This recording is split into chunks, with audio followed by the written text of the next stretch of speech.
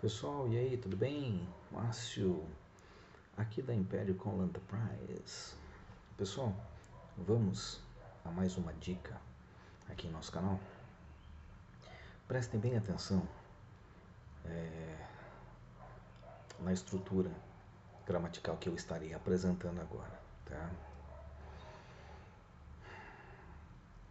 There must be a reason for me to work the way I do. There must be a reason for me to work the way I do. Agora, vamos falar um pouquinho mais devagar. There must be a reason for me to work the way I do. Bom, primeiramente, antes de traduzirmos, vamos começar uma análise, tá? E fazer assim um comparativo com a língua portuguesa. Bom, vamos dividir a oração, tá? There must be, tá? There must be. Bom, there be significa haver, né? Tem o sentido de haver, não é? É o verbo haver com o sentido de existir, porque em inglês não existe propriamente, né, o verbo haver, né, com o sentido de existir. Ele é formado pela junção do advérbio de lugar mais o verbo be, não é? There be. Portanto, ao trabalharmos there must be, must trabalha a ideia de obrigação, não é? Que é um modal, que na verdade ele não altera o sentido de verbo, ele apenas complementa, não é? Então, ao falarmos there must be, podemos traduzir deve haver. Seria mais ou menos isso. Porque na verdade, o que acontece? O posicionamento do modal em relação ao there to be, né, assim dizendo, né, ele posiciona-se sempre após, né, o advérbio, tá? Quando estamos trabalhando uma frase afirmativa. É mais ou menos igual a frase que é dita no filme Highlander, o Guerreiro Imortal. Né? There can be only one. Né? There can be only one. Só pode haver um. Não é? Portanto, olha que interessante. There must be, deve haver. There must be a reason, deve haver uma razão. For me to work, para eu trabalhar. The way I do, da maneira como eu trabalho. Agora, é aí que eu gostaria de chamar a atenção só um pouquinho. Márcio, the way I do. Do não é o verbo fazer? Sim, mas neste caso ele está trabalhando como um auxiliar.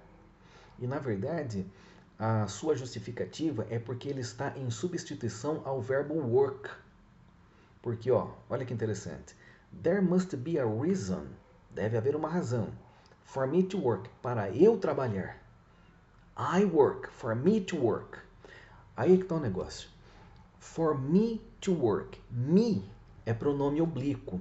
E no comparativo com a língua portuguesa, ele passa a agir como se fosse pronome pessoal no comparativo, não no inglês. Porque em inglês você fala for me to work e não for I to work. Olha que interessante. Porque I é o pronome pessoal, me é o pronome oblíquo. Então, a estrutura correta em inglês é for me to work, para eu trabalhar. Olha que interessante. O pronome oblíquo em inglês corresponde ao pronome pessoal no comparativo com a língua portuguesa. Olha que interessante. Portanto, for me to work the way I do, para eu trabalhar da forma como eu trabalho. Olha que interessante. E esse do, ele age como auxiliar em substituição ao verbo trabalhar que está sendo trabalhado na frase anterior. Portanto, é aquela história. Quanto mais gramática conhecemos, melhor a nossa capacidade não só de entender inglês, mas de falar inglês também. Porque assim, ó, vamos ser corretos e honestos. Eu prego muito isso aqui no canal. Tá? Falar inglês, todo mundo fala. Speaking English, everybody does. Olha que interessante. Speaking English, everybody does. Ou seja, eu estou trabalhando o ato de falar, ou seja, falar inglês. Não é to speak. Na linguagem, digamos assim, a linguagem escrita, não estaria errado dizer to speak English. Num próximo vídeo eu explico essa questão de começarmos uma frase trabalhando a ideia do ato ou referenciando a questão da ação. Tá? To speak English or speaking English. No próximo vídeo eu explico essa estrutura, certo? Mas olha que interessante. Speaking English, everybody does. Falar inglês, todo mundo fala. Então, everybody does. O does, ele está em substituição a quê? Ao verbo. Mas nesse caso, nós estamos trabalhando o ato. Então, ou seja, falar inglês, todo mundo fala. Portanto, o ato agora transformou-se em verbo e, ao mesmo tempo, o sujeito da oração. Entendeu?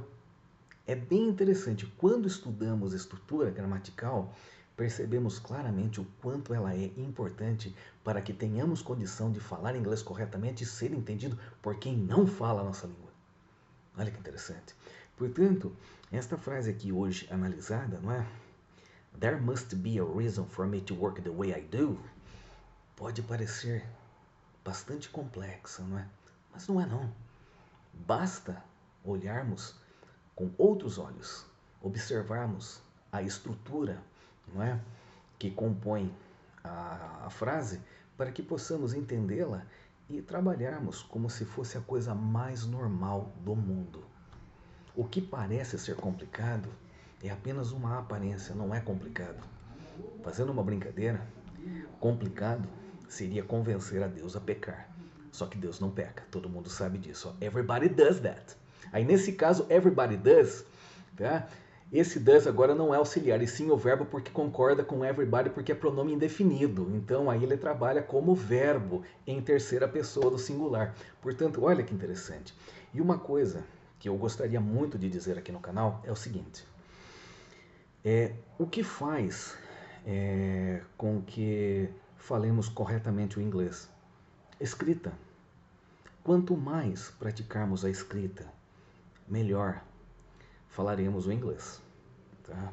Portanto, como consultor gramatical, tá? Que a Império Com hoje, ela oferece consultoria gramatical. Eu sou consultor gramatical. Eu estou aqui para orientá-lo da melhor forma possível, ajudando-o a falar corretamente e a escrever corretamente. Portanto, esta dica hoje aqui dada, não é? There must be a reason for me to work the way I do. Simplesmente podemos traduzir assim, ó. Deve haver uma razão para eu trabalhar da forma como eu trabalho, certo? Portanto, conhecendo estrutura, fica bem mais fácil determinar como vamos traduzir. Não que eu defenda a questão da tradução, muito pelo contrário, eu defendo a questão de que nós devemos entender para podermos ser entendidos por quem não fala a nossa língua, certo? Então, tá aí uma frase bem interessante. Eu realmente espero de coração tê-lo ajudado. Chamo-me Márcio Antunes, aqui da Império Com Enterprise. Eu vejo vocês no próximo vídeo.